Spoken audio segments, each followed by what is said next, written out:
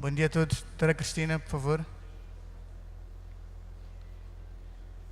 Vamos também convidar para este painel o professor Rogério Roca,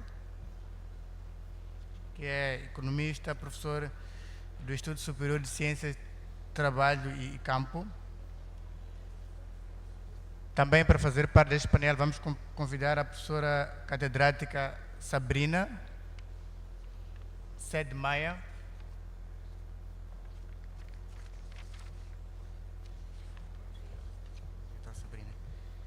E também vai compor este debate o professor Eduardo Sarmento, professor e investigador do ISEG CESA e presidente do CESA.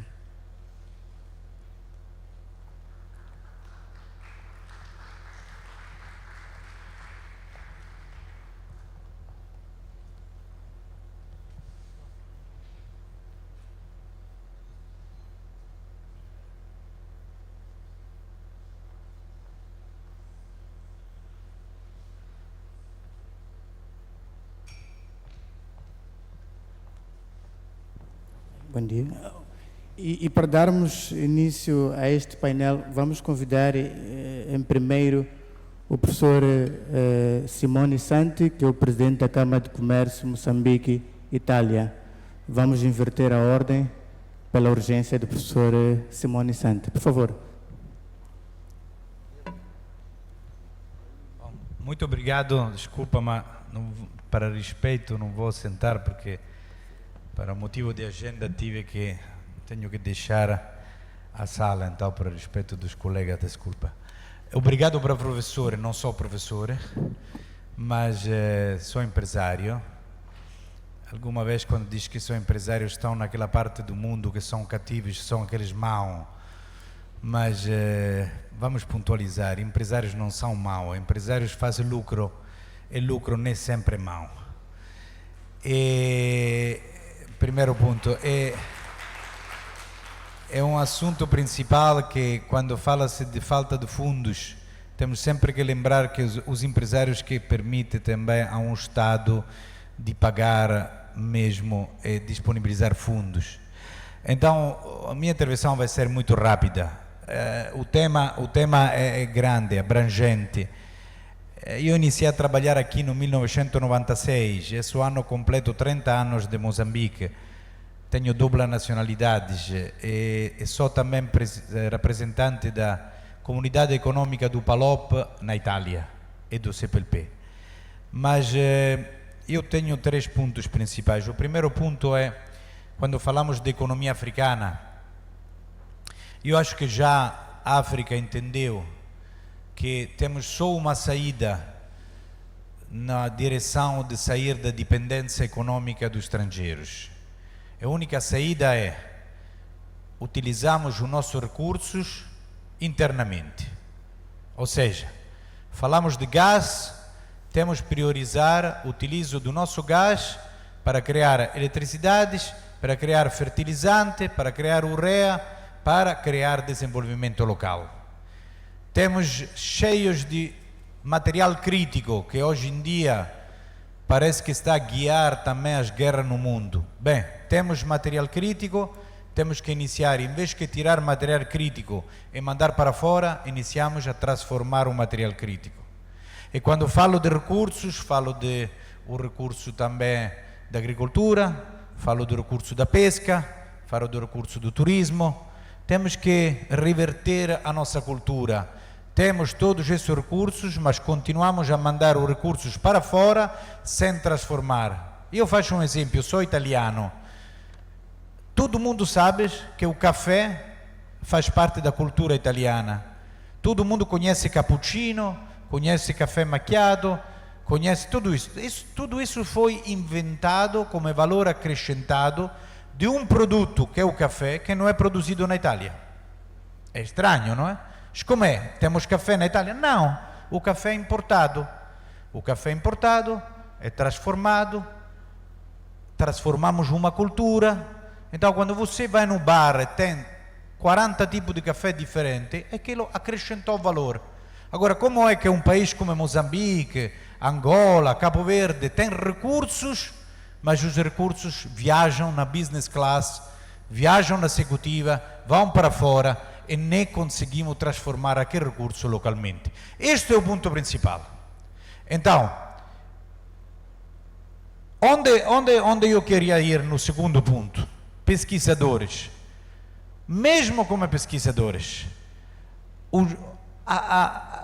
digamos, é aqui que nós podemos criar o quê? Podemos criar patente nossas, podemos criar solução nossas, podemos criar maneira para transformar o nosso produto que seja made em Moçambique. Existe um instituto, o Instituto de Promoção Industrial, existe um instituto a nível de SADEC, existe algumas regulamentação a nível de CPLP e de PALOP. Nós podemos inventar alguma coisa e depois registrar. Isso é importante. Último ponto. Eu acho que algum de vocês pensou na vida ou já está a pensar de fazer empresa. Ok? Este é um país, desculpa para usar esta palavra, mas é um país democratista. Ou seja, quem é que de você que não foste um pouco moqueiro na vossa vida? Quem é que não foi a comprar uma coisa e revender aqui? Muito bem. Continua. Mas se com o vosso estudo, com a vossa sapiência, é de criar uma empresa, por favor, não crie uma empresa assim à vontade. A minha dica é, primeiro, não crie empresa na família, porque a maioria das empresas criadas familiarmente, eu e a minha esposa, na maioria vão na falência. Por quê? Porque eu estou a juntar a minha empresa ao meu casamento. Se o casamento não funciona, a empresa não funciona. Se a empresa não funciona, o casamento não funciona. Então, estou a maximizar o risco. Depois eu tenho meu irmão, está-me a ajudar com um dinheirinho. Ele vai ser meu sócio 50-50. Senhores, uma empresa não se faz 50-50. Escolhe um terceiro, porque no caso de uma decisão que você não concorda, a empresa vai ser parada. Então eu já, quando vou fazer uma empresa 50-50, vou destinar a minha empresa na falência. Porque se o meu sócio acorda mal, a empresa vai na falência. Acorda a dizer não, qualquer coisa não, eu sou dependente dele. Último, seja ambicioso. Você hoje tem capacidades de gerir os recursos que tem nessa terra. O mundo está a virar para a África. Mesmo a crise agora do Irão está a pôr mais atenção nos nossos recursos, mas esse recurso deve ser gerido para você, jovem que estão a estudar. Então, seja ambicioso, não seja tímido. Se é para mandar um currículo, manda. Se é para ligar as pessoas, liga. Se é para mandar o WhatsApp, manda. Não seja tímido. É a vossa cabeça os recursos maior que tem a África. É eu que estou aqui em Moçambique, que tem Moçambique. Muito obrigado.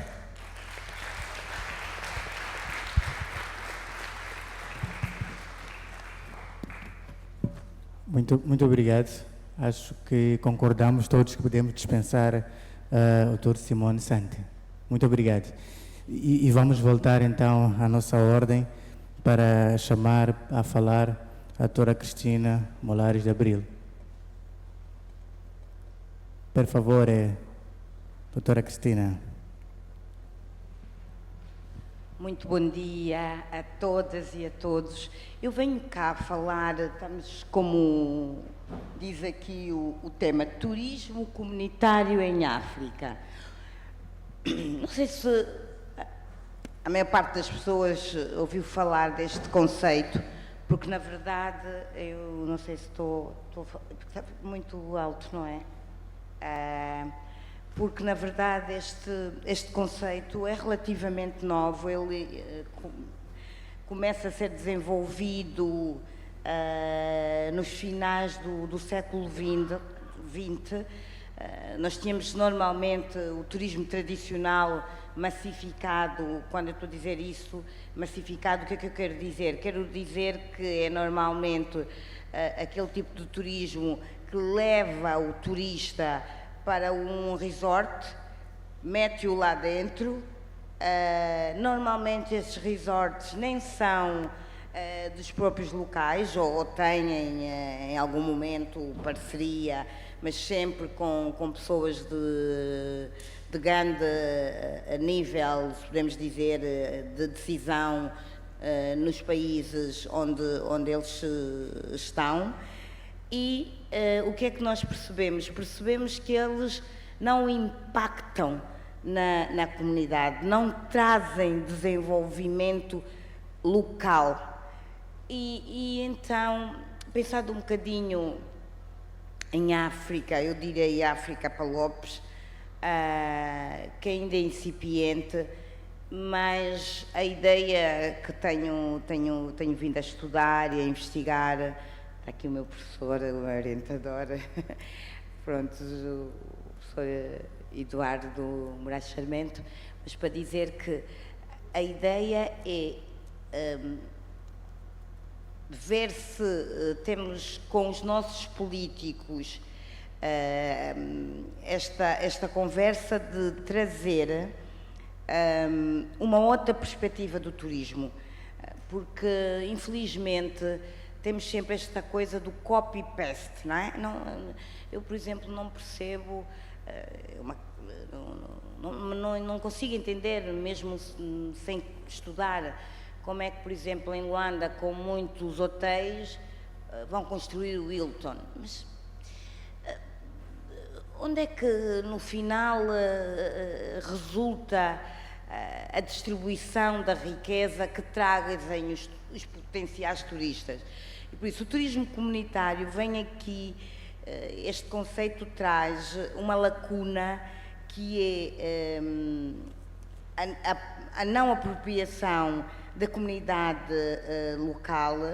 Por isso, o importante é trazer emprego, trazer a comunidade, normalmente estamos a falar de comunidade rural, onde há mais dificuldades, há mais fragilidades.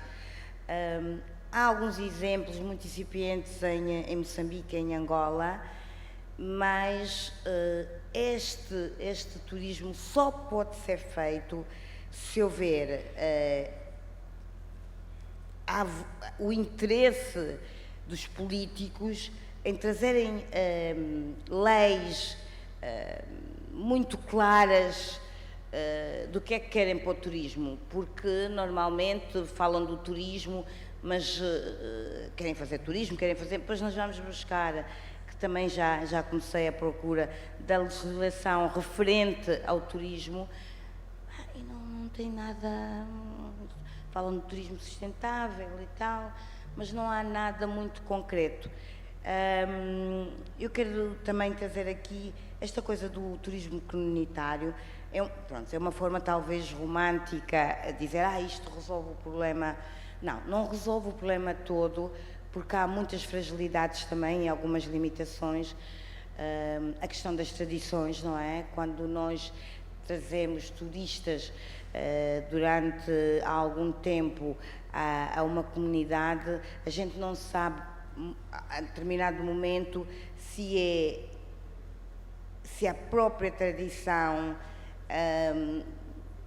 altera-se para dar ao turista com rapidez toda... é alterada, se calhar, a forma das tradições, não é?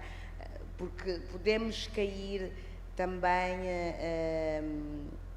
na tendência de, quanto mais turistas entrarem para a comunidade, mais dinheiro fazemos. Por isso é muito importante haver também leis e políticas públicas onde percebam que há esta limitação ou fraqueza se eles entrarem para as comunidades locais. Isso é uma das questões que eu gostaria de levantar. Depois queria também levantar 2 pontos, porque tem-se pouco tempo, e eu sei que também me é a culpa, mas queríamos expor todos, mas dois grandes pontos, que é um conceito filosófico, que é o Ubuntu, que é usado filosoficamente na África subsaariana e que pode resgatar, se podemos dizer, esta prática do turismo comunitário, tendo em conta, e depois eu vou já ao conceito do Ubuntu, mas o que eu quero dizer é que, tendo em conta com estas questões do colonialismo, das próprias guerras pós-independência, que surgirem nestes países como Moçambique e Angola, a questão das comunidades foram muito alteradas como conceito ou como fenómeno que temos nós africanos, não é? Nota-se cada vez mais, como tinha dito o professor Jean-Michel ontem, a questão da solidariedade, não é? Que é muito frágil agora nas sociedades contemporâneas. Eu diria, de uma forma muito breve, a questão do próprio conceito de Ubuntu, que este conceito está intimamente ligado ao turismo comunitário, pois enfatiza a importância da coletividade e da integração com o outro. A famosa expressão africana, eu sou porque tu és, reflete esta interdependência, onde a existência de um indivíduo só faz sentido através da sua interação com os outros, através da sua interação com a comunidade. E por isso julgo que é um trabalho que deve ser feito, quer a nível da pesquisa, e convido-os vocês também a refletirem sobre esta questão do turismo, onde pode trazer, como temos alguns exemplos, quer na Namíbia, quer em Madagascar e também na Zâmbia, que tem tirado muita gente muitas comunidades da extrema pobreza e de situações de risco. Muito obrigada a todos. Obrigado, doutora Cristina.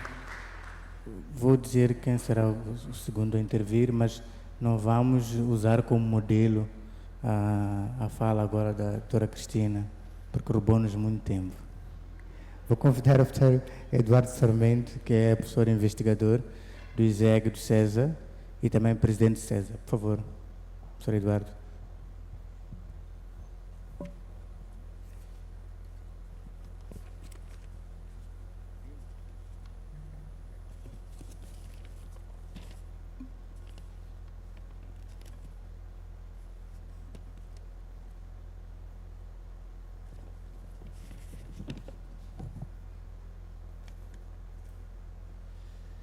Ora, bom dia a todas, a todos. É um enorme prazer estar aqui hoje. Enquanto presidente de um centro de estudos sobre África e desenvolvimento, imagino que é estar em África a discutir estas questões. É o sonho. Eu agradeço o convite que foi feito e eu devo dizer que pensei, tenho 11 horas de viagem para cá, mais 11 para lá, e o meu grande objetivo é falar para os jovens. Estamos aqui num encontro de jovens e, portanto, a minha apresentação é focada nos jovens. Eu tive o cuidado de fazer esta apresentação, que vou deixar cá, com duplo intuito. Um intuito mais académico, embora a apresentação, vocês vão ver, eu vou demorar uns 10 minutos só, mas tem muita informação, mas eu acho que era importante para os jovens deixar essa informação e não deixar apenas ideias muito vagas, e tem aqui depois alguns conceitos importantes, porque eu de facto descobri o turismo enquanto atividade científica. Eu sou economista de raiz, e depois comecei aqui a descobrir o turismo. Sou conhecido como especialista em turismo, embora eu tenha um sonho: ser turista full-time. Ora bem, eu tenho aqui esta apresentação em 3 partes para os jovens. Primeiro, como é que tem evoluído o turismo? Porque isto são questões que se põem na nossa realidade. E a minha conclusão vai acabar aí. Como é que tem evoluído? Quais são as principais questões? Quais são as principais tendências? Porque para tomarmos decisões em termos de mercado, e há bocado o meu assessor dizia muito bem, nós queremos ganhar dinheiro, não temos de ter vergonha em dizer isto. O objetivo é de facto ganhar dinheiro, mas para isso temos de ter uma estratégia para lá chegar. E, no fim, discutir esta questão. Ora bem, este gráfico fala por si. Felizmente, após o Covid, houve os dados voltaram, segundo a Organização Mundial do Turismo, à sua tendência normal, crescente, de turismo a nível internacional, e de facto há muitos milhões de pessoas para viajar, há tendências que vão aparecendo, nem tudo é mau. Bom, é evidente que uma guerra é má, é péssimo e não é aceitável, mas isso significa que temos fluxos de pessoas que se vão desviar para outros destinos. Há aqui oportunidades que surgem. E a África, por exemplo, também tem vindo a crescer e as expectativas assim se prevê que vão continuar. O mais importante é que o número internacional de turistas tem crescido, mas os gastos que eles fazem têm crescido mais proporcionalmente. E é isto que nos interessa, não é ter turistas, é ter pessoas a deixar dinheiro. Isto é que interessa. Até eu, mesmo em Lisboa, digo, eu prefiro ter menos turistas e deixem lá o dinheiro, mas deixem-me viver em paz. Porque eu já sou vítima, eu moro ali ao pé de Belém, quer dizer, já tive que alterar os meus trajetos para o meu destino por causa dos turistas, que sejam bem-vindos, obviamente, mas isto tem que ser pensado. Por isso, o mais importante, os turistas estão a gastar mais, mas estão a gastar mais, isso significa que nós temos que ter coisas onde eles vão gastar o dinheiro. Atenção, isto é muito importante, não é? Não é só dizer o turista tem dinheiro, venham cá, eles vão gastar. Não vão, só vão gastar se houver sítios, atividades, a cultura e tudo o resto, como nós iremos aqui ver. Mas isto é uma excelente notícia. Depois, temos aqui outra questão importante, que é as economias avançadas e as economias emergentes. O que é que se está a ver? O turismo é inclusivo. Os destinos emergentes estão a crescer muito mais proporcionalmente que os destinos já mais consolidados. O que quer dizer que aqui não há países mais desenvolvidos, países menos desenvolvidos. Há culturas, há especificidades que nós temos que aproveitar. E estes números mostram perfeitamente isto. Rapidamente, os destinos emergentes passarão os destinos mais consolidados, o que é excelente. Mais uma vez, volto a dizer, temos que aproveitar estas oportunidades. E os jovens, com a sua irrequietude, são fundamentais neste processo. É evidente que há desafios, insegurança, inflação em muitos locais, os preços do petróleo a oscilar, pronto, essas questões que nós sabemos, a Ucrânia, o Irão e por aí fora, um presidente dos Estados Unidos que completamente, deixem cá ver como é que eu vou dizer, imprevisto. Ele de manhã diz uma coisa, ao almoço diz outra, à noite já está a dizer outra, com a mesma cara, a mesma desfaçatez. Em termos internacionais, ninguém consegue gerir isto. E é uma pessoa que está a dar cabo da ordem internacional e das instituições. Isto é muito grave, muito grave. Relativamente às tendências, por isso, isto foi a primeira parte do enquadramento, só boas notícias. Agora, as tendências que se prevê que venham a consolidar-se este ano. O aparecimento, o amadurecimento dos destinos alternativos, sobretudo por uma coisa, a geração Z, que está aí a vir, vai dominar o mercado. E nós temos que ter sensibilidade a isso. Há pouco no painel anterior falava-se aqui do ensino e tal. É evidente, o Elísio levantou essa questão. Eu neste momento tenho que dar aulas de forma diferente do que dava há 30 anos. Senão sou um fóssil. E porquê é que eu tenho as minhas turmas cheias e não marco faltas? Precisamente porque eu falo para os alunos, precisamente porque eu faço equipa com os alunos. Estamos juntos. E isto é muito importante. Esta geração Z, conhecer o perfil e trabalhar isto para este perfil. Temos escolhas mais conscientes. A sustentabilidade é um palavrão. hoje em dia eu até costumo dizer aos meus alunos, epá, se vocês querem ser alguém na vida, digam paradigma e sustentabilidade. E toda a gente vai dizer, uau, sabe o que está a dizer. Mas a verdade é que não há dúvida que a sustentabilidade é um must. Depois podemos lá fora, aqui não, porque eu só tenho 10 minutos, e terei todo o prazer em discutir isto convosco. A parte da conexão com a natureza, sobretudo, vejam, nós aqui temos de facto a natureza, as pessoas vivem cada vez mais em cidades, trânsito, stress, a fuga é fundamental. E realmente a questão da natureza, do imaginário, isso passa-se. Quando eu disse aos meus alunos, olhem, eu sexta-feira não vou poder dar aulas, vou ter que ir a Maputo. Professor, não bateram palmas, atenção, mas disseram, professor Maputo, que bom, vai ver a natureza, vai ver os animaizinhos.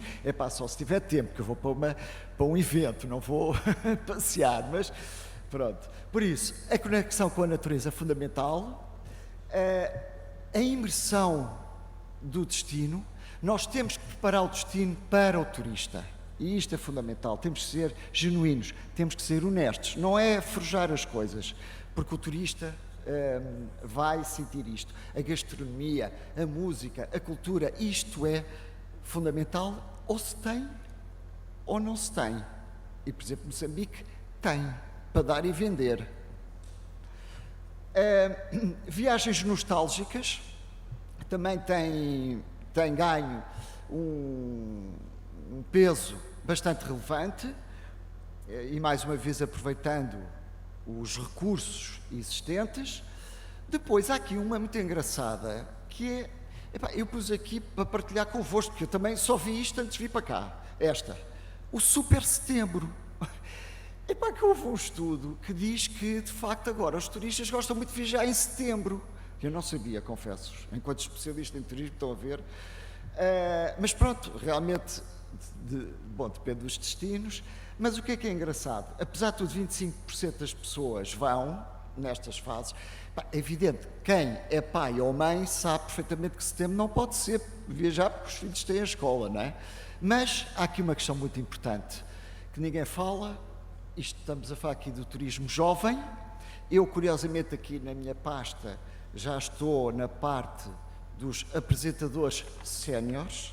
Eu digo que eu sou já vou na minha segunda juventude, porque eu recuso-me a ser sénior. E, portanto, mas a verdade é que os turistas séniores têm, sobretudo se for norte da Europa, têm tempo livre, têm dinheiro e têm disponibilidade para viajar. Temos que os agarrar, claramente. Eles estão lá. Não é de portugueses, que os portugueses, os formados portugueses andam a pedir esmola, mas fora. Ora bem, depois temos também os criadores de tendências. As pessoas viajam para o bem-estar, mas partilham as coisas nas redes sociais, e isto é uma grande mudança também, é importantíssimo, porque de facto as redes sociais propagam imediatamente. Eu, quando era jovem, ainda o sou, mas pronto, quando era mais jovem, dizia-se assim, uma má experiência ou uma boa experiência partilhada entre 2 ou 3 pessoas, uma má experiência entre 15 ou 20. Isso era o que se dizia. Agora, na minha segunda juventude, vocês metem isto no WhatsApp, no whatever, e isto imediatamente fica mundial e impactante. Por isso temos aqui uma sociedade diferente, e que temos que aproveitar. Viagens mais longas, isto é muito importante, porque os turistas querem e estão dispostos a viajar, de facto, para mais longe. Temos que aproveitar isso. E o cruzeiro, que também está muito na moda, para quem goste. Aquilo, temos ali um centro comercial a andar na água, e realmente, para quem goste, deve aproveitar. E depois destas principais tendências, vamos então aqui às grandes conclusões dos aspectos deste painel, que é isso que é economias africanas, criatividade, turismo, circularidade, solidariedade e resiliências. Por isso, tudo isto foi preparado para este fim. Ou seja, o turismo é uma atividade feita por pessoas, para pessoas, com pessoas, em todo o momento. O que quer dizer que o contacto humano é fundamental, é determinante. E essa experiência vai ser impactante. Os jovens têm aqui um papel fundamental. Nós não temos que saber tudo, atenção. Eu estou sempre, como eu fui auditor também, estou sempre a auditar as coisas e a verificar. Eu já fui uma vez a um hotel, quer dizer, fui muitas vezes a hotéis, mas neste caso ia ter com um amigo e disse à pessoa da recepção: olha, eu queria falar com a pessoa X. A pessoa ligou para o quarto e às tantas deu-me o telefone, como aos modos. Isto foi em Lisboa. E eu recebi o telefone ainda estava a tocar, ou seja, a pessoa fartou-se de estar à espera e passou-me, nem teve o cuidado de dizer nada. Isto não pode acontecer. Ou, como eu vi muitas vezes, ou a pessoa pede uma informação e vocês veem que a pessoa está a inventar. Vocês não têm que saber tudo. O que é que vocês têm? Eu, como professor, não sei tudo. E muitas vezes, se há alguma pergunta que algum aluno ponha mais difícil, eu digo: olha... Só mais um segundo, professor Sarmento. Vou um mesmo segundo, acabar. só mais um segundo. Eu vou responder a isso, vou informar-me e dou-vos a resposta. Por isso, estimular a atividade local, tudo o que existe local, há várias experiências, utilizar os produtos e experiências nacionais, fomentar a circularidade, é fundamental o pequeno empresariado estar aqui também integrado, senão temos dois destinos, e há pouco falou-se nisso, o All Inclusive, eu tenho reservas, se isso interessa para um país, em termos de criação de rendimento, desperdício, acelerar o turismo inclusivo com a comunidade local. Eu não me interessa ter o turismo como um fim em si, eu interessa ter um turismo como um meio para se atingir o fim, para criar emprego, melhor estado, melhor nível de vida para as populações, valorizar o património e diversificar economicamente, que isto é muito importante. O turismo pode diversificar a agricultura, a pesca, o artesanato, tudo. E, claro, preservar o ambiente. Deixo aqui os meus contactos, deixando liberdade aos jovens que, se tiverem alguma questão, possam contactar. Muito obrigado, foi um prazer estar aqui convosco.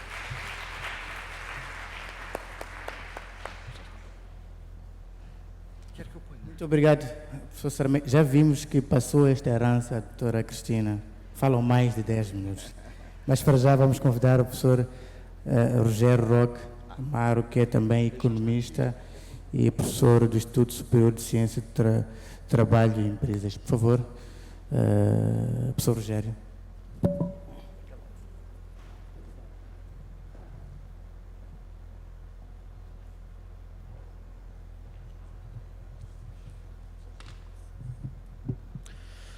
Ora, antes de mais, queria saudar todas as pessoas presentes por igual.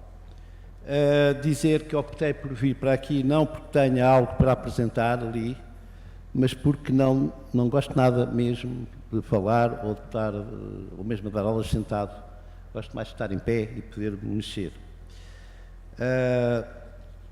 Por outro lado, também não é meu hábito, sobretudo em encontros onde eu vou perceber nos primeiros dias, ou nas primeiras horas, quem é que tenho pela frente, preparar PowerPoints, porque normalmente vou adaptando em função do que vou ouvindo, dos comentários, das preocupações que foram surgindo, daquilo que parece ser, digamos assim, os temas mais importantes que atravessam um determinado encontro.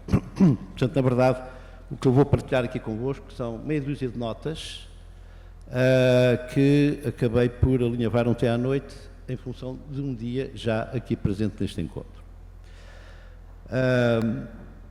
E resolvi intitular o que vou partilhar convosco da seguinte forma: da vergonha ao orgulho de ser economista, passando por 40 anos da África. A primeira nota é só para vos dizer de onde é que vos venho falar. Venho-vos falar como economista, como já referi, com passagens por África, pelas várias Áfricas, desde 1983, sobretudo pelos PALOPs, mas não exclusivamente, pelas minhas militâncias de cidadão e ativista no desenvolvimento comunitário e na economia alternativa, na economia solidária, pelo facto de ter nascido numa aldeia em Portugal, ter sentido aquilo que eu também chamo colonialismo interno, nomeadamente das nossas tradições e saberes locais serem sempre desconsiderados e não contarem para nada, para o modelo de desenvolvimento, para o conhecimento científico, etc. E, por outro lado, pelo facto de, tendo desde sempre trabalhado nas questões do desenvolvimento, ter encontrado no terreno e na diversidade das experiências que tenho acompanhado, como já disse, sobretudo em África, mas também na América Latina, menos na Ásia, menos ainda na Europa, novos desafios, novos conceitos e novas práticas, nomeadamente na ligação entre economia e solidariedade, entre economia e comunidade, entre economia e criatividade pela resiliência. Esta era a minha primeira nota, de onde vos estou a falar. A segunda nota, porque é que eu digo que a minha reflexão começa pela vergonha de ser economista? Porque a minha ciência tornou-se predadora, destruidora de vida, promotora de desigualdades, de pobreza e exclusão social diversas, de indignidade, de injustiça. Porque se afastou da economia real na sua riqueza e diversidade. E porque nós, na universidade, professores de economia, ensinamos apenas dois tipos de economia, a do mercado e a do Estado, esquecendo que a economia real é muito mais para além disso. E, portanto, vergonha de uma ciência económica que ensina aos estudantes de economia, futuros economistas, uma economia que não corresponde à riqueza e à diversidade da economia que existe na realidade. Vergonha de uma economia desencastrada, desincrustada, desenraizada, porque raramente assumindo o diálogo de igual para igual com as relações sociais, com as identidades culturais, com o meio ambiente, com a democracia e a política, pelo contrário, capturando essas outras áreas, dominando-as e impondo a sua lógica, de tal forma que aquilo que começou por ser, depois da Revolução Industrial, uma economia de mercado, tornou-se uma sociedade de mercado. Capturando, inclusive, coisas fundamentais como a democracia, tornando-a refém dos seus interesses, como agora está visível do que está a acontecer ao nosso lado, à nossa volta. E, portanto, naturalmente, uma vergonha de uma economia colonialista, patriarcal, eurocêntrica e também antropocêntrica. Mas vou voltar a este ponto mais adiante. Terceira nota. Felizmente, a minha vergonha de ser economista começou a ser travada quando eu, fazendo aquilo que mais gosto de fazer, que é ser contrabandista de conhecimentos e saberes, e, portanto, não me confinar nunca às fronteiras que me impuseram na universidade, comecei a ler outras coisas, desde a filosofia, à biologia, à antropologia, à sociologia, etc. E, em particular, a propósito do que eu tenho para vos dizer hoje, quando a antropologia económica me abriu novos horizontes, nomeadamente autores como Marcel Mauss, o Carl Polanyi e o Maurice Godelier, entre outros, porque me trouxeram a leitura de outras lógicas, de outras formas de organizar a economia, de propor a economia, muito diferente daquela que eu andava a ensinar nas minhas aulas. E, sobretudo, a descoberta da extraordinária diversidade dos modos de organizar a economia que nós temos à nossa volta, desde que retiremos os óculos eurocêntricos com que, na maior parte das vezes, nós construímos o conhecimento. Em particular, a descoberta de que há pelo menos 4 princípios económicos na economia real que continuam a ser muito importantes nas economias concretas, na diversidade das civilizações do passado e do presente, nomeadamente a economia da gestão doméstica, que continua a ser muito importante e cujas lógicas não se regem nem pelas teorias do mercado, nem pelas teorias do Estado. Nomeadamente o princípio económico da reciprocidade, ou seja, da economia que ocorre nas relações de comunidade, de vizinhança, de amizade, de entreajuda e de solidariedade, e que não se regem por aquilo que nós ensinamos sobre a economia do mercado e do Estado. E depois, claro, mais tarde, tendo surgido a chamada economia do mercado, essa sim ensinada e largamente ensinada e dominante no ensino, e depois o princípio económico da redistribuição, que não se confina ao papel do Estado, mas pode ter outras formas de redistribuição por autoridades centrais. E esta leitura dos 4 princípios económicos que o Carlo Polanyi nos trouxe, obriga a reformular completamente o que é a ciência económica e o que é a leitura que nós fazemos da economia. Mas, sobretudo, a importância de perceber que pode haver uma economia não da competição, mas da cooperação. Não uma economia do lucro, mas uma economia do bem comum. Uma economia da ajuda mútua, do Kropotkin, por exemplo. Uma economia da solidariedade. Uma economia da partilha. E, sobretudo, mais do que tudo o resto, uma visão substantiva da economia que a devolve à sociedade, que a devolve ao meio ambiente, que a devolve à política, que a devolve ao território e que a devolve também à ética, invertendo completamente a relação que nós estávamos habituados a ter. Vejam o exemplo muito marcante da maneira como nós normalmente definimos desenvolvimento sustentável. Isto estava pano para mangas, eu não vou entrar por aí, mas só para dizer que quando nós dizemos o desenvolvimento sustentável é a conjugação entre crescimento económico, coesão social e preservação ambiental, estamos a cometer 2 erros graves. Primeira ordem, a economia é uma parte da sociedade e a sociedade é uma parte do meio ambiente. A ordem está completamente invertida. Porque é que aparece crescimento económico em primeiro lugar? Exatamente porque nós continuamos a dar à economia o peso principal na análise do que nos cerca. E segundo erro, uma reflexão meramente defensiva da questão ambiental. Não é preservação do ambiental, é regeneração do ambiental. Ambiente é muito mais vasto do que isso, não é apenas preservar, é recuperar e revalorizar. Para além de outras coisas, que eu não vou agora aqui entrar em discussão, porque não é esse o tema, mas faltam aqui pelo menos mais 5 dimensões para além destas 3. Passo à minha 4ª nota. Estes contributos, estas aprendizagens que me permitiram a antropologia económica, fizeram perceber uma coisa muito importante, que nós no século XX, ou melhor, a evolução eurocêntrica, depois traduzida de uma forma mais acentuada nos Estados Unidos da América, começado no final do século XVIII, mas ampliado no século XX, reduziu a sociedade a 2 atores, o mercado e o Estado. E por isso nós oscilamos entre o privado e o público, entre ser capitalistas ou ser socialistas ou uma combinação das 2 coisas. Expulsámos completamente o terceiro ator fundamental, a comunidade. Expulsámos-la sobretudo a partir do século XIX, a partir dos interesses do capitalismo. E expulsámos-la no século XX, a partir dos interesses do Estado. E a comunidade ficou fora da sociedade, sem qualquer protagonismo, com todos os seus saberes e com todas as suas capacidades. Ficou fora. E por isso nós oscilámos no século XX na dicotomia que nos marcou, que nos enrolou, que nos condicionou entre Estado ou mercado, entre público ou privado, entre capitalismo e o socialismo. E esta leitura, ou esta releitura que a antropologia económica nos permite, faz-nos regressar à comunidade.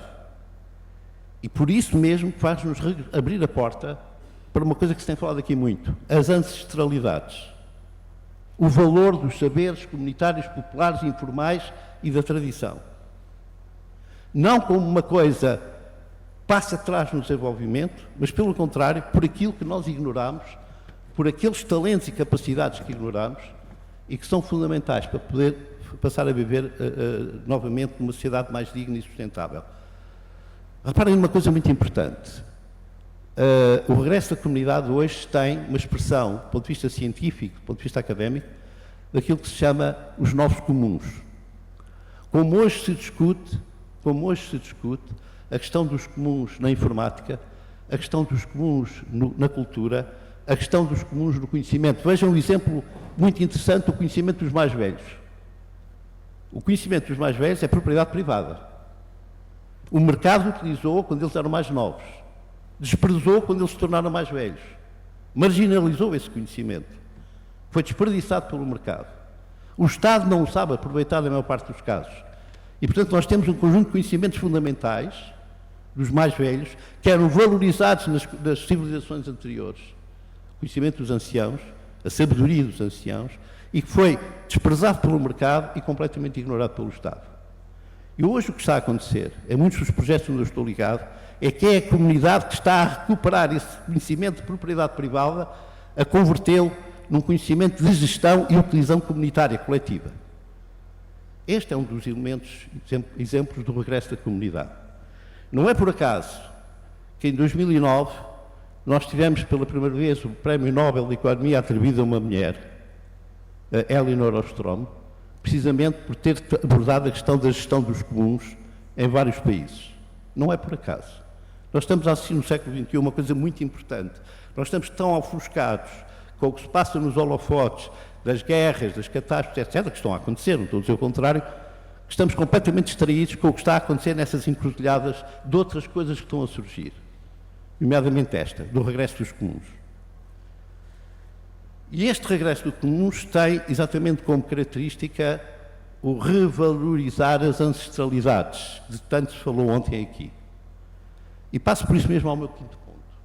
A extraordinária riqueza que a África tem deste ponto de vista.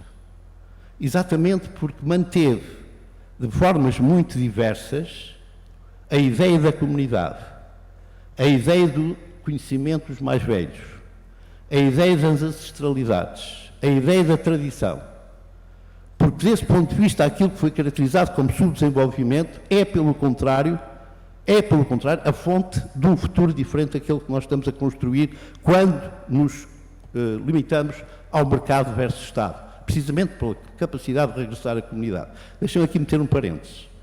Eu, desse ponto de vista, tenho sorte por ser português, porque Portugal é quase o único país da Europa, tirando a Escócia e a Galiza, que ainda manteve uma lei dos baldios,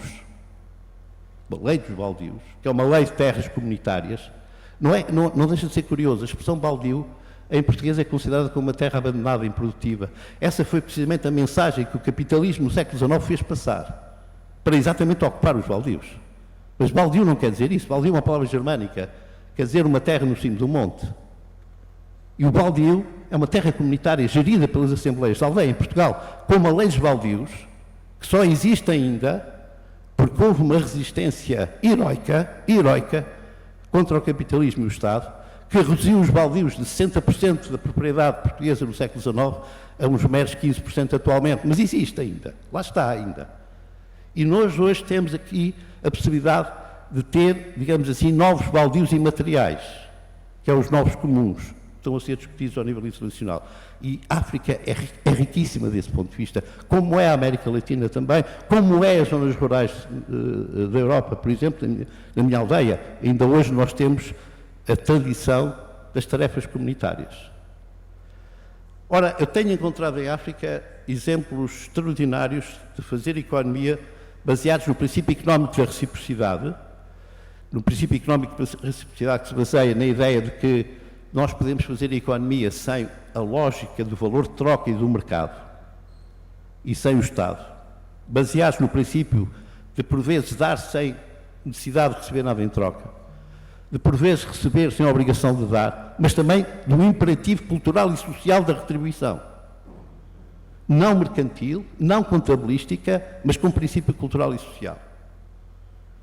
E tenho encontrado isto, vou aqui para não perder muito tempo, só citar de passagem. Em Angola, com o princípio, eu vou dizer por ordem alfabética para não ferir ninguém, o princípio do Onjuluka, ou a experiência de poupança de Quichiquila. Só mais um segundo, por favor. Eu vou acabar. Cabo Verde com o Juntamon e com o princípio de financiamento do Totocaixa. Na Guiné-Bissau com a manjoidade e com o princípio da abota. Em Moçambique com o princípio do Tontonto e o sistema de financiamento do STIC. Já agora eu faço parte de um sistema de STIC no bairro da Mafalava. Em São Tomé e Príncipe pelo princípio do Quitembu e pelo princípio de financiamento do Chiquilá. Ou no Brasil pelo Mutirão. Ou em Portugal pela ajudada, pela vezada no pastoreio dos animais ou os fóruns comunitários, coisas que vêm da ancestralidade, e por isso que os economistas ignoraram completamente, porque são coisas pré-mercado. Não, são coisas pré-mercado que se podem tornar pós-mercado. E isso faz-me sentir agora um orgulho de ser economista novamente. Porque numa economia que valoriza a ancestralidade, numa economia que descobre a economia real e não apenas a economia dos manuais, numa economia que por aqui valoriza a solidariedade, a ajuda mútua e a reciprocidade. Eu tenho trabalhado o conceito e a prática da economia solidária, sobretudo, em vários países, em particular em Cabo Verde, no âmbito da chamada economia solidária da Macarronésia, que eu não vou agora ter tempo aqui, e, portanto, só queria sublinhar duas coisas para terminar. A ancestralidade pode ser a fecundação da inovação. E, com isso, a tradição e o passado podem inspirar o futuro e afastar-nos dos riscos de catástrofe que nós sustentamento estamos a ter. E por isso é muito importante a revalorização das identidades culturais, dos laços sociais, dos afetos, dos territórios, do meio ambiente, da democracia e de uma economia profundamente fundida com estes valores. E a última nota para dizer, era o último ponto, mas já não vou poder desenvolver, o papel absolutamente central que as mulheres têm neste contexto. Têm sido elas, por exatamente terem sido desvalorizadas, as principais guardiãs da ancestralidade, a par dos anciãos em geral, e dos valores e dos saberes da comunidade e da tradição, e desse ponto de vista, elas, mulheres, são peças-chave na construção de um futuro mais digno e sustentável, com uma economia da vida e não com uma economia da morte, como aquela que nós andamos a ensinar nas nossas faculdades. Muito obrigado. Muito obrigado, professor Rogério. Vamos de seguida, para fechar este painel, a professora Sabrina Sadmaia, que é professora catedrática da Faculdade de Letras da Universidade Federal de Minas Gerais, Brasil. E a professora Sabrina já está a falar fora do tempo, então a responsabilidade do debate vai depender da professora Sabrina, né? Portanto, senão saímos para o coffee break. Tudo fica nas mãos da professora Sabrina. Obrigado. Bom dia a todas e todos. Eu falarei brevemente, então, sobre uma prática criativa, uma espécie de reação ao mercado, ao capitalismo, ao lucro. Então, vou, de certa forma, na contramão, né, do que foi falado, por exemplo, pelo primeiro participante desse painel. Eu, há mais de 15 anos, trabalho com algo que os brasileiros que estão nesta plateia conhecem comumente, talvez usem essa palavra diariamente, porque no Brasil ela não tem um sentido apenas denotativo, como em Portugal tem. Em Portugal é possível chegar numa loja e se pedir uma gambiarra que vai se entregar um fio, né, extenso de lâmpadas. O país de onde eu venho, que é o Brasil, esse termo começou a ser utilizado num momento específico histórico, que tem a ver com a iluminação dos grandes centros urbanos e com uma prática já paralela, uma prática de desvio, uma prática ilegal, que é o gato. Chama-se gato, então, nas favelas, que são essas construções de todos aqueles que não estão no desenho, por exemplo, né, do Niemeyer, em Brasília, que fez aquela polis futurista, uma polis que de certa forma, expulsa, né, o trabalhador, o homem ordinário, como diz o Michel de Certeau. Então, há anos eu trabalho sobre a gambiarra no Brasil e consegui, muito via as artes plásticas, entendê-la não só numa visão, então, ligada a uma prática cotidiana, que todos nós temos que nos virar com o que temos em mãos, e fui contra uma certa posição muito positiva, eufórica, que via a gambiarra como uma espécie de prática emancipatória, como se esse jeitinho brasileiro, como essa descoberta, né, de conseguir uma alternativa, um improviso diante da escassez e diante da falta. Então, eu tentei trazer essa palavra, não para transformá-la em um conceito, porque ela é viva, ela é mutante. Todos nós passamos aqui, todos nós, pela Covid. E na Covid eu tive tempo de fazer um acervo imenso de práticas em todos os lugares do mundo, em que foi necessário o uso disso que nós no Brasil chamamos de gambiarra. Mas ela não é só uma prática, ela é uma tática. E essa tática foi Cuba, principalmente estudando o período especial, na época do bloqueio, todos vocês vão se lembrar, né?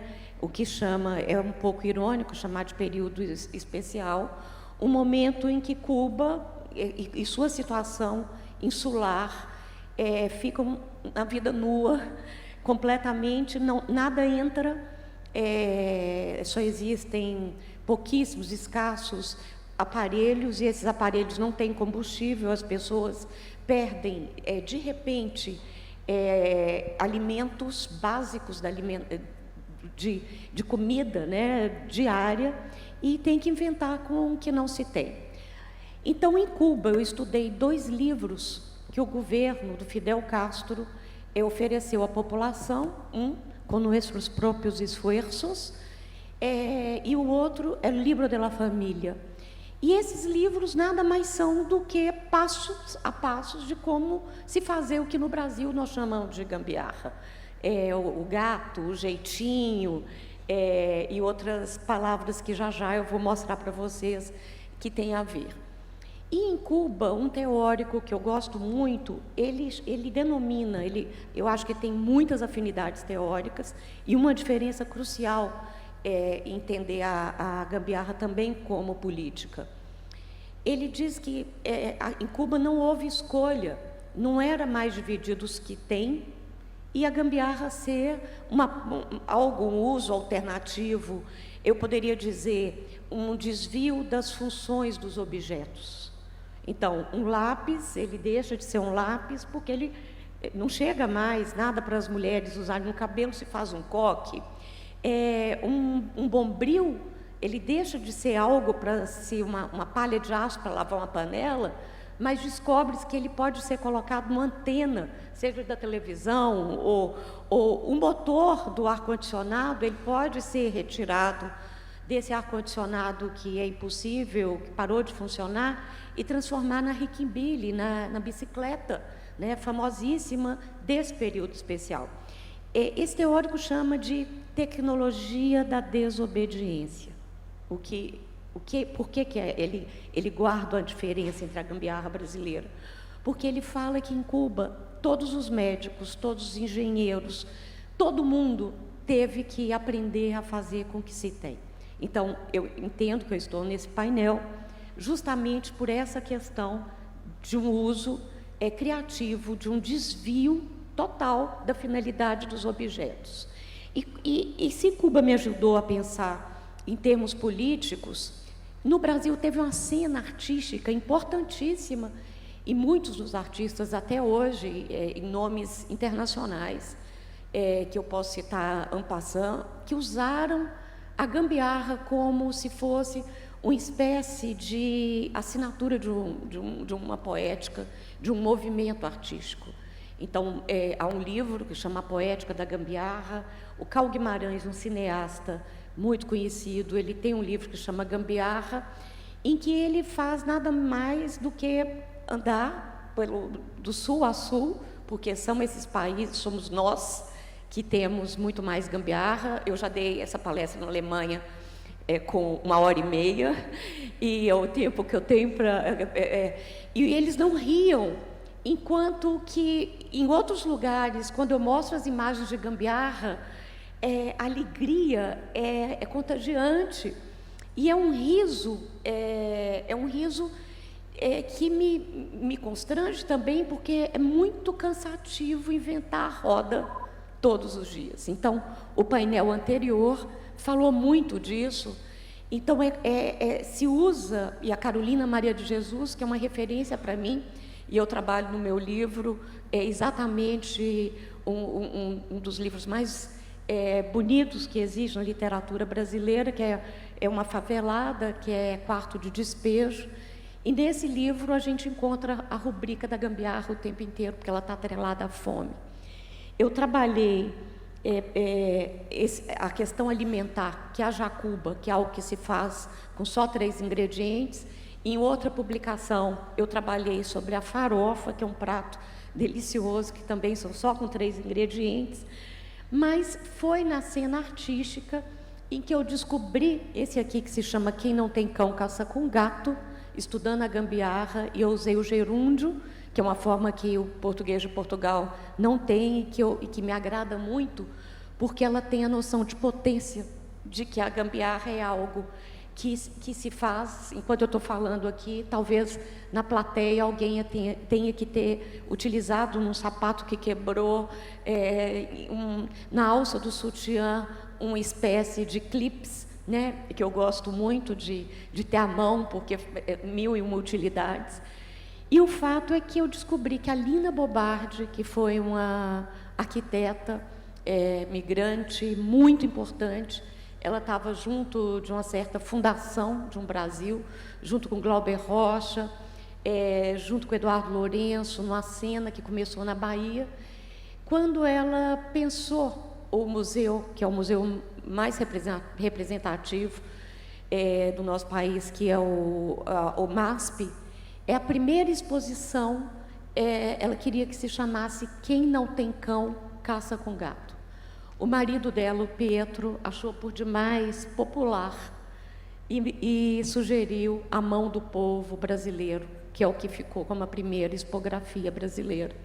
E eu quis, de certa forma, fazer um pouquinho de justiça e trazer esse Quem Não Tem Cão, Caça com Gato, é um provérbio brasileiro que diz muito bem, de forma econômica, o que eu queria muito, muito, muito rapidamente dizer aqui.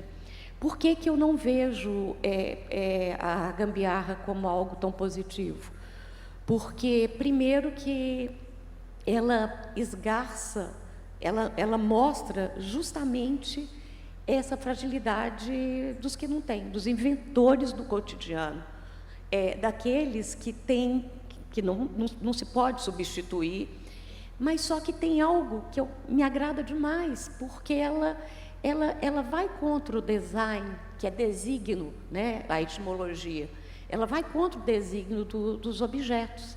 Então, ela vai contra a corrente, mas não é pensar esses países em vias de desenvolvimento, como Cuba, Brasil, Moçambique, Angola e tantos outros da América Latina e desse território, como algo, um museu de curiosidades que passa, né, por esse olhar, né, que eu acho que a gambiarra ela escapa.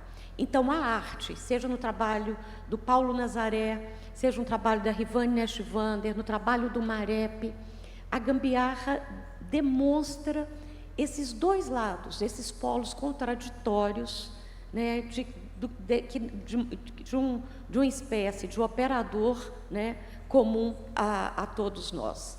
Então, eu espero ter oportunidade de um dia, com muito mais tempo, explanar sobre esse assunto, que é muito, muito rico. Eu acho que tem muito a ver com a cultura, né, desse país que eu tanto admiro, né, e cuja voz do Craveirinha me rasgou por dentro, né? Então, eu agradeço. E agora a gente vai fazer uma gambiarra, né, Cristina? Então, a gambiarra que a gente vai fazer agora, eu sou professora há 35 anos e estou como presidente da associação, é uma associação que eu mostro agora para vocês, que se chama AIU.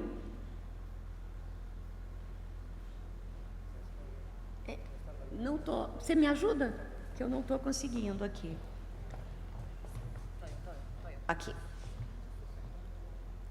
Exatamente. Muito obrigada, Chiara, mas não apareceu. Aí, Fiat. Então, vocês vão me perguntar o que é essa associação. Como a gambiarrista caiu, talvez por ser uma turista acidental, que é o nome de um livro que eu gosto demais, do modernismo brasileiro. E eu poderia dizer que se trata de uma associação que estuda a língua e a literatura portuguesa no mundo inteiro e que congrega, então, investigadores de 24 países, e ela foi formada por muitos, né, dos meus mestres na França na década de 80, e eu aprendi com muitos deles, mas de uma forma que é o Walter Benjamin que me ensinou, que a porta da justiça é o estudo. Então, foi também com a outra mestra muito querida, que é a Silvina Rodrigues Lopes, que aprendi que as escolas e universidades, elas têm que promover a multiplicidade, que é o mundo, mas ela tem que incitar o pensamento via atrito. E esse atrito, né, é potencializar os sentidos, mas principalmente o sentido de hospitalidade. Algo que eu estou tendo aqui e agradeço imensamente essa recepção. E essa hospitalidade tem a ver com a transmissão do conhecimento, que não é uma comunicação de conteúdos, é um exercício de pensamento, de desaprendizagem e muito de confiança. Então, o mestre é aquele em que o aluno confia. Professora Sabrina, por favor. Sim? Tem mais um segundo. Não entendi? Tem mais um segundo, por favor. E então, a associação, vocês vão poder conhecê-la mais através da plataforma 9, que é um portal, vocês acessam em qualquer site, que são notícias de todos os países da comunidade de língua portuguesa. Talvez isso seja algo o que é mais interessante em termos de produção. Nós temos essa revista Veredas, que tem uma qualidade semestral e tem essa tradição aí de anos, mas nós fizemos congressos, aqui vocês veem Conceição Evaristo, foi o congresso que eu organizei no ano passado, que chamava A Partir da Diáspora Negra, Exílio, Perdas e Viagens.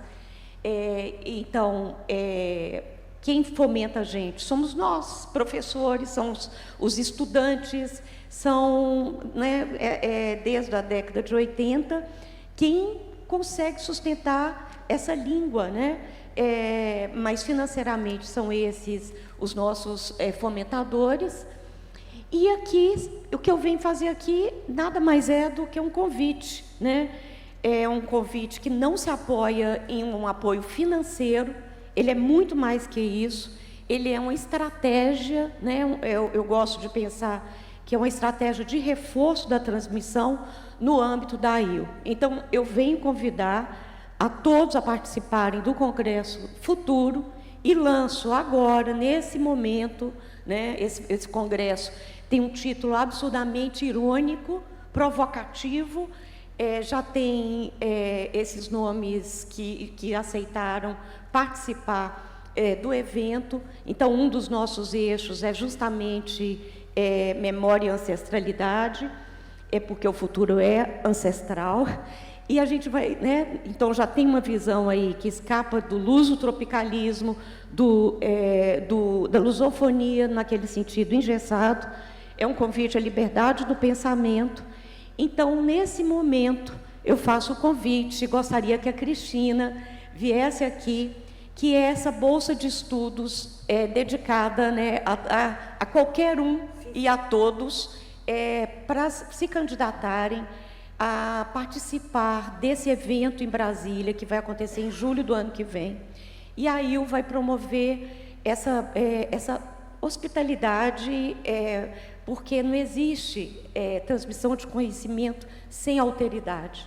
Então, é trazer a África, convidar a África para estar perto de nós, de sul a sul, é essa a intenção desse edital que se inaugura nesse momento agora. A bolsa é de 3.000 euros, que equivale a quanto aqui, Cristina? Ajudem-me, por favor, mais ou menos, deve ser... 220 mil. 220 mil meticais. Que é para englobar o deslocamento, né, a hospedagem, a alimentação, e o candidato tem vai participar dessa seleção, que todas as informações já estão circulando. Quem participa desse evento já provavelmente a coordenação do encontro já se encarregou de divulgar todos os dados do edital. Mas o que é mais importante, ele vai ter um lugar garantido para apresentar o trabalho junto a todos, a nós. Então, é um sentido que a gente falou muito, né? De fraternidade, de soberania, de emancipação, de autonomia. Professora Sabrina, por favor. Sim, Por favor. Muito obrigada. Nós vamos passar o edital. Muito obrigado. Não é por culpa da professora Sabrina, mas infelizmente não teremos debate para este painel. Não é por culpa da professora Sabrina, por favor. Mas vamos agora ao coffee break e vai ser bastante breve, porque temos outro painel que nos vai seguir. Por favor. E se calhar uma foto a este painel. Obrigado, professora Sabrina. Obrigada, professora Cristina, Tossamento, doutor Amaro. Muito obrigado.